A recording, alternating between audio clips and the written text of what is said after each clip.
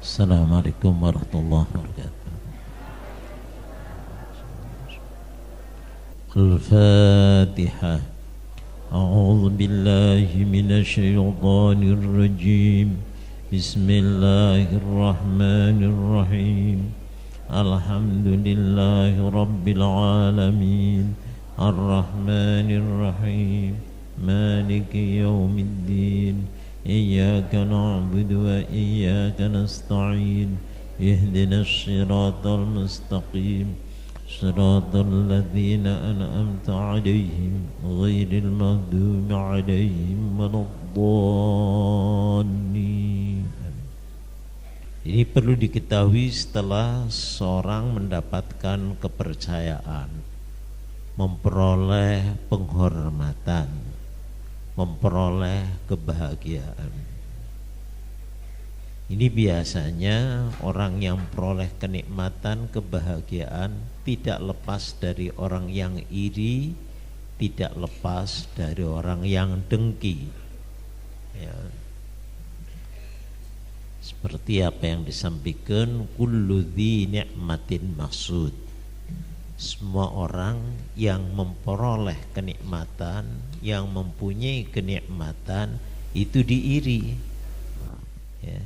Jadi karenanya setelah berbicara bahwa untuk memperoleh kepercayaan kita mesti meninggalkan dusta, khianat, kemudian egois dan sebagainya. Perlu diketahui nanti apabila sudah memperoleh kenikmatan, ya, ada penyakit dari luar. Ada orang iri, ada orang dengki, ada orang hasud, ya, dan lain sebagainya. Nah, namun perlu diketahui bahwa orang yang dengki dan iri itu orang yang berjiwa kecil, bukan berjiwa besar. Kalau orang berjiwa besar, kenapa kita ngiri berhasilan orang lain? Kalau kita ingin berhasil seperti orang-orang yang berhasil, kita ikuti jejaknya, ya. Itu namanya orang berjiwa besar. Si A sukses, saya juga ingin sukses, sama-sama manusia. Ngapain si A kok bisa sukses, saya tidak bisa sukses? Nah, ini tidak usah kita lalu mendengki kepada orang yang sukses, tinggal ikuti jejaknya, ya. Sebab siapa orang yang mengikuti jejaknya orang berhasil, insya Allah dia juga akan berhasil. Itu artinya bahwa sifat dengki itu, ya, sifatnya orang yang berjiwa kecil, sifatnya orang yang tidak punya kemauan yang kuat, ya. Kalau orang punya ingin kemauan yang kuat, ya tinggal, ya, kita mengikuti, gitu. Dan itu merupakan watak tercela, ya. Wataknya orang-orang yang jelek, ya, suka ngiri, ya, suka dengki, nantinya sampai pada memfitnah. Itu artinya orang besar dan orang yang menjauhi diri dari sifat tercela, maka jarak antara dia dengan jarak sifat tercela ini, yaitu sifat hasud, sangat jauh. Karenanya ungkapan yang sangat terkenal, al-hasud la yasud. Pendengki tidak akan bisa menguasai.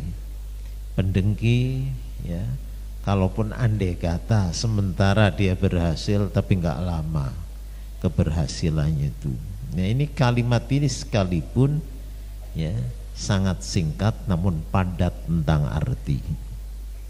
Jadi pendengki ini biasanya selalu sesak napas, sesak dada, ya, sempit perangainya, goncang pikirannya. Karena apa? Ya, manusia di dunia ini jelas ada yang senang, ada yang susah, ada yang memperoleh kedudukan tinggi, ada yang tidak memperoleh kedudukan tinggi, ada yang kaya, ada yang miskin. Ini sudah sunnatullah, aturan Allah Ta'ala di bumi ini, di dunia ini seperti itu. Pendengki itu seolah-olah tidak boleh melihat ada orang lain senang, ya. Tidak boleh ada orang lain punya kedudukan. Nah, padahal itu mesti ada. Nah kalau mas saja ada orang punya kedudukan, dia ngiri, dia dengki. Kalau demikian hidupnya kacau terus, ya. Hidupnya akan goncang terus, ya. Kata orang Jawa, ya, wong sing pendengki ku paling kok mati ke aku. Soalnya iri orang berhasil, ya, tiwas kesel, ya, tiwas jengkel. Tapi wong sing dijengkeli tetep ono terus, dia mati ke aku. Ini orang-orang pendengki gitu. Bapak orang seneng, orang bahagia, orang berhasil itu selalu ada di dunia. Lah pendengki itu tidak seneng kalau ada orang berhasil, tidak seneng kalau ada orang kaya, tidak seneng kalau ada orang yang memperoleh kedudukan. Dia ngiringin merebutnya. Kalau begitu kan sepanjang dia hidup akan selalu sesak napas, akan selalu ngiri, akan selalu silau melihat orang lain berhasil.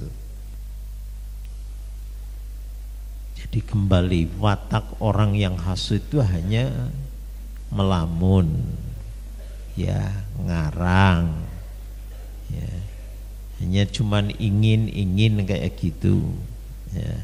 Ini modalnya modal hanya angan-angan, ya, bukan modal kemauan, ya. Kalau orang yang modalnya kemauan sudah barang tentu ada usaha dan ikhtiar. Ini hanya modal lamunan. Lah lamunan ini adalah modalnya orang-orang yang pailit, orang-orang yang salesman. Ini modalnya cuman melamun, ingin, ya, tapi tidak dibarengi dengan usaha. Lah kalau orang tidak punya kemauan, tidak punya jiwa besar, tidak punya sifat watak mulia, bagaimana mungkin bisa memperoleh kedudukan yang terpuji atau bisa sampai kepada kenikmatan orang yang diiri?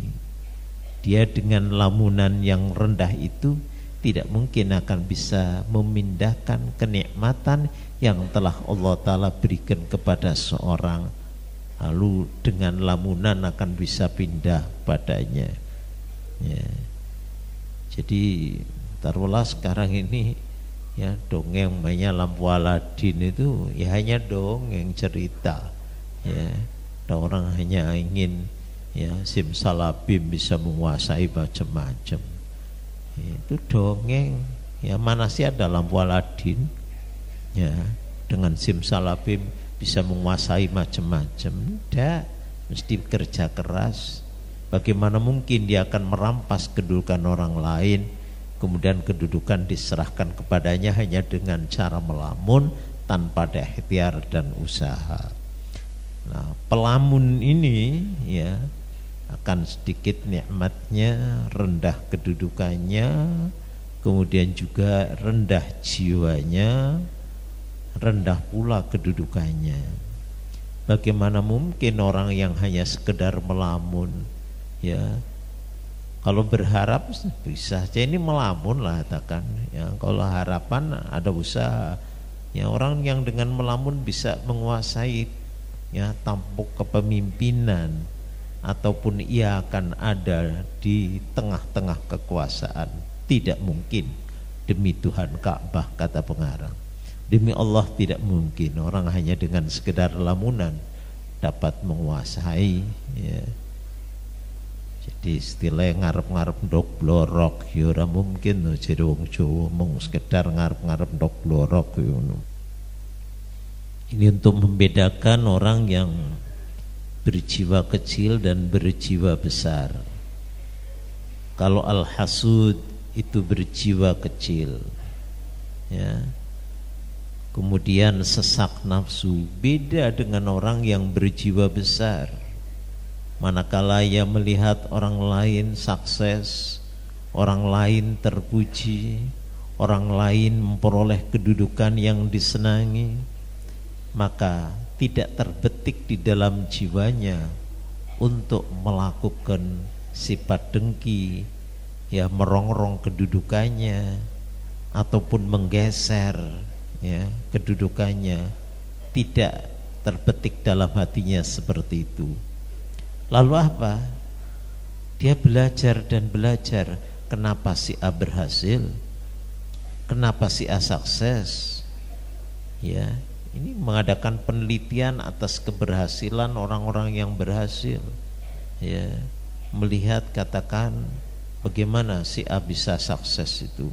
Lalu dia mencoba, ya, berusaha dengan sekuat tenaga seperti apa yang telah diperoleh oleh orang lain.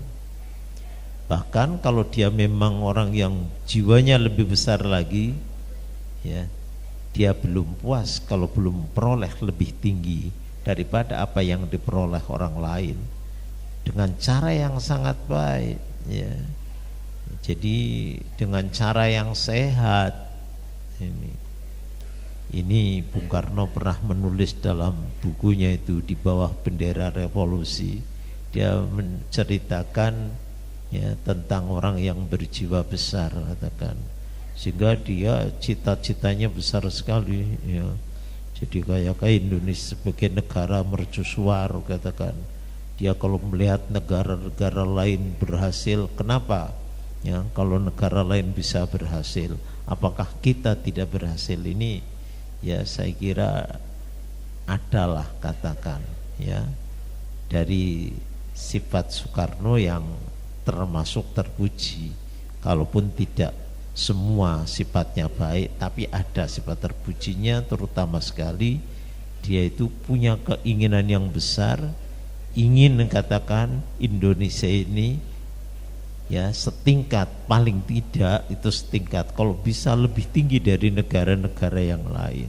Nah, sehingga dia berusaha dengan berbagai macam usaha. Ini mestinya seperti itu, ya. Kalau kita ingin sukses, ikuti jejak orang sukses itu. Ini apa yang ada dalam bukunya Soekarno dahulu Di Bawah Bendera Revolusi itu seperti itu. Jadi kalau tadi dikatakan orang yang berjiwa besar, ya, selalu berusaha berkarya untuk memperoleh seperti apa yang diperoleh ataupun lebih tinggi dari yang diperoleh orang lain. Beda kalau orang yang jiwa kecil, rendah jiwanya, ini justru harus selalu mengharap kenikmatan yang sudah diperoleh orang lain.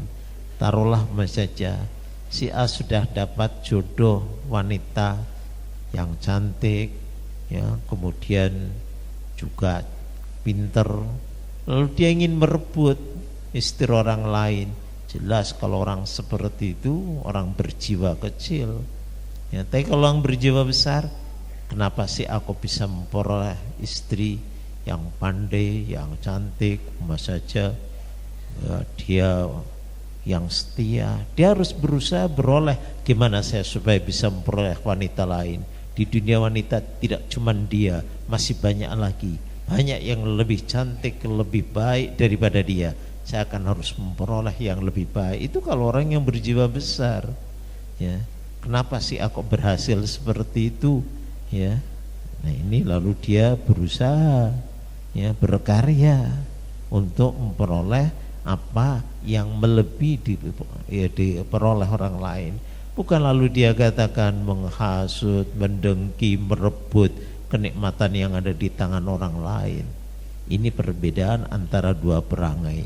Wallahu a'lam. Al-Fatihah. A'udzubillahi minasyaitonirrajim. Bismillahirrahmanirrahim. Alhamdulillah rabbil alamin arrahmanir rahim maliki yaumiddin iyyaka na'budu wa iyyaka nasta'in ihdinas siratal mustaqim siratal ladzina an'amta 'alaihim ghairil maghdubi 'alaihim waladdallin.